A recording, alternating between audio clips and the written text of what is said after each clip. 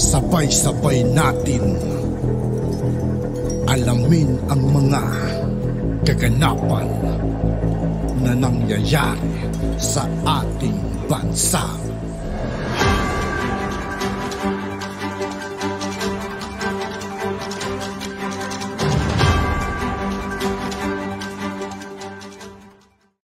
Yo, what's up mga kaibigan? This is I2K po again. Ngayon nandito naman ulit tayo sa channel ni Pinas News Insider. Dito naman ulit tayo magbibigay ng komento at reaksyon. Kaya samahan nyo guys, let's go! Ito ang balita ngayon. Viral ngayon sa mundo ng social media. Ang di umano'y balitang isang napakagaling at napakatalinong abogada na si Attorney Persida Acosta. Di mapigilang magsalita at maglabas ng kanyang sama ng loob si Attorney Persida Acosta dahil ang mga magsasaka at mamimili ay labis na apektado sa di makatarungang presyo ng sibuyas.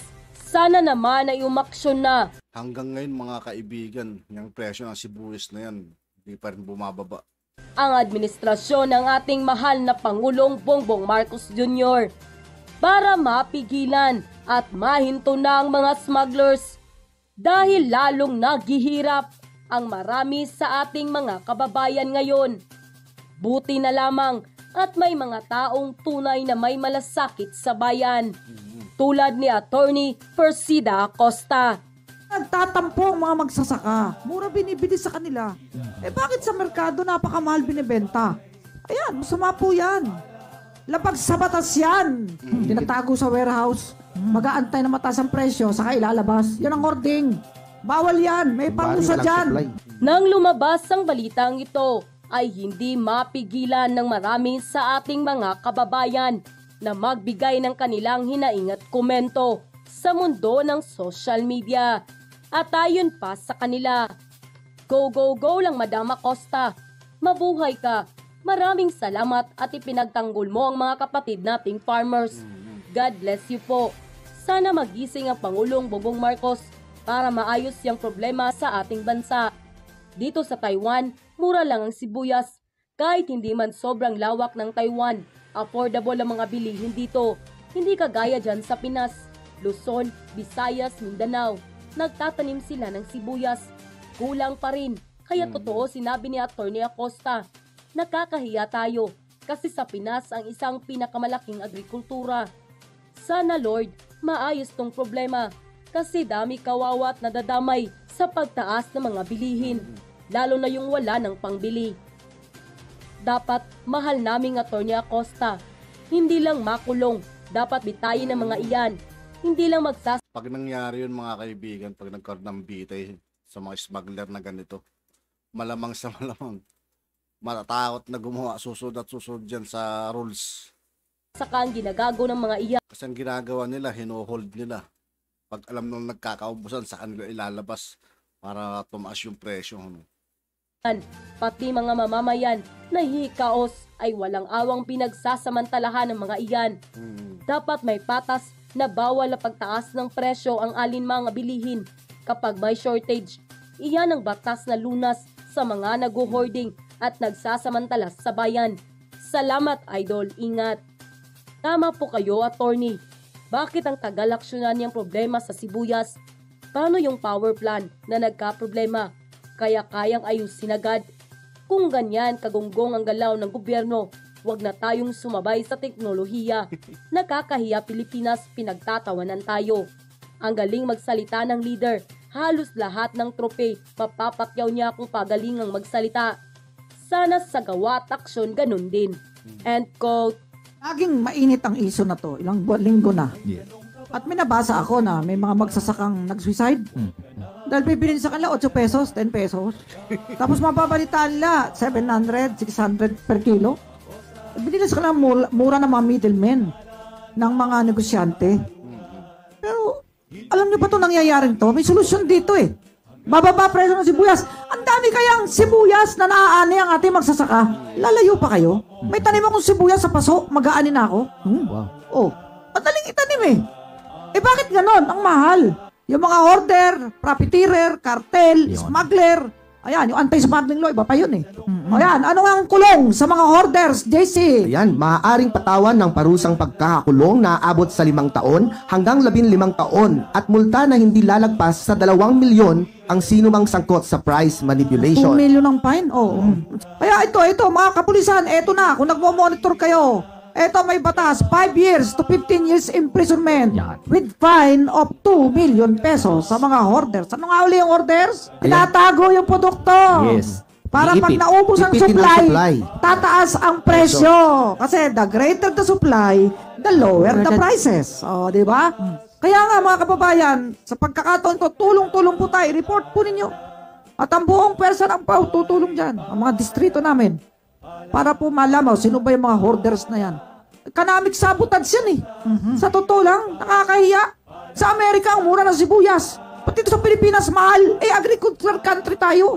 Agricultural country. Yan. Oh, nakakahiya. Oh, yan mo. Ayan, makikita natin. Pag ang puhunan mo 100 piso, ano lang ang tubo mo? Dapat 10%. So, dapat 110 lang. Kahit sabihin ng 20% pa nga, payag ako eh. Hindi yung napaka-sobra. Binili mo na halaga 10 piso, bebenta mo 500 piso. Ano yun? Ilang percento yun? About 500%. Hindi lang 500. Sobra-sobra. Parang Ilocano si si Atty. Acosta, mga kaibigan, yung pananalita niya, no?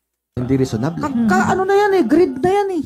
Hindi naawa sa moralitang Pilipino. Binabudget yung minimum wage na kinita. Buti nga kung may minimum wage pang kinita. Eh ba't napakamahal? Bakit papatungan ng sobra-sobra? Kaya pagdating sa palengke, bibili ng mga tindera, bibili ng 500. Siyempre, ano pa magiging presyo nun?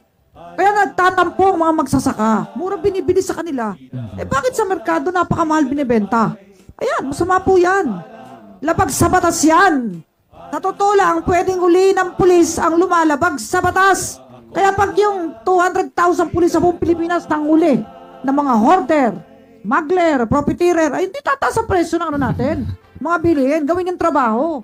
Okay, kartel. Anong kartel? Nagkakaroon ng kartel kung may kasunduan ng mga negosyante o tao na sangkot sa produksyon, manufacture, importation, storage o pag-iimbak, transport, distribution o pagtitinda upang madiktahan ang presyo ng mga pangunahing bilihin. Kung sabay-sabay na nagtaasan ang presyo ng mga produkto, ito ay dahil sa nagsabwatan ang mga negosyante na parehong taasan ang mga presyo sa merkado upang walang choice ang mga consumers. Yun, usap-usap. Nakakalungkot yan eh.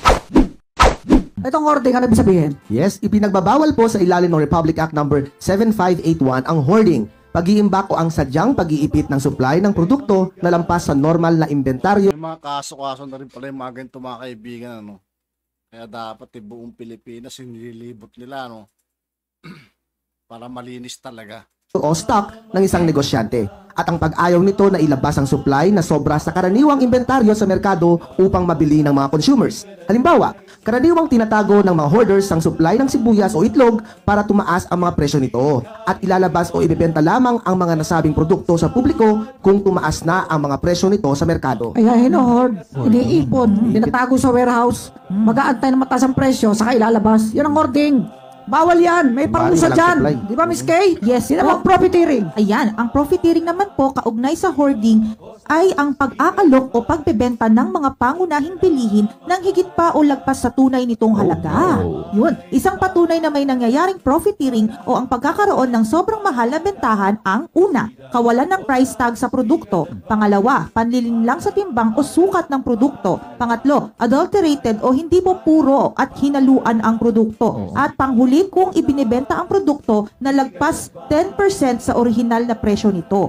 Ngunit po ang binebenta ay mga produktong pang-agrikultura gaya ng sibuyas, kamatis, isda o marine products at ibang seasonal products. Ang mga naunang palatandaan ay hindi po naaangkop. Ngayon natututo na tuloy magluto ang mga kusinero. Kusinera, bawang na lang ang sahog, wala ng sibuyas. Kasi mahal. Pero tignan mo yan, i-discuss natin to. JC, anong solusyon? Ayan nga po, Chief, mga ka-netizens. Napakaraming problema ang kinakaharap ng bansa ngayon. Sa kasalukuyan, apektado ang mga Pilipino sa mga panlulumong pagtaas ng presyo ng mga bilihin. Gaya ng sibuyas, nakakaiyak kapag hinihiwa. Ngunit ngayon, bumibili ka pa lang ay napapaluha ka na agad dahil sa napakataas na presyo nito kada kilo. Yan, ang pagsipa ng presyo ng mga produktong pang-agrikultura ay sanhi umano ng sabwatan ng mga traders o negosyante na nagdudulot ng price manipulation. Ang tanong, May batas ba na nagbibigay proteksyon sa ating mga consumers laban sa mga mapang-abusong negosyante? Miss Kay, Ayan. ang isang batas, special law, pag may penal clause, may karapatan ang ating kapulisan at maging ang ating military.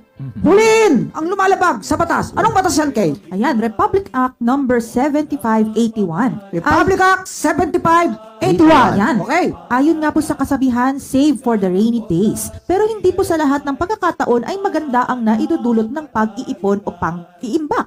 Akalain niyo po maaari pong maging krimen ang pagsisave o pag-iimbak sa ilalim nga po ng Republic Act number 7581 o ang The Price Act of 1992 na inamyendahan po ng Republic Act number 10623. Alam mo yung Republic Act 10623, bago lang yan. Kasi 10,623 na, no? Yes. Bago lang yan. Inamyenda yung The Price Act of 1992. Ayan. O ngayon, ano ba mga bawal sa ilalim ng batas? Kapag bawal, may kaukulang parusa. Diba? At yun na nga mga kababayan. At yun nga po mga kaibigan, dito po nagtatapos ang ating reaction video. Muli ako po si I2K ng Sundalo ng Dunggalo at 811. Maraming salamat sa patuloy na pagsuporta. Yeah, peace out.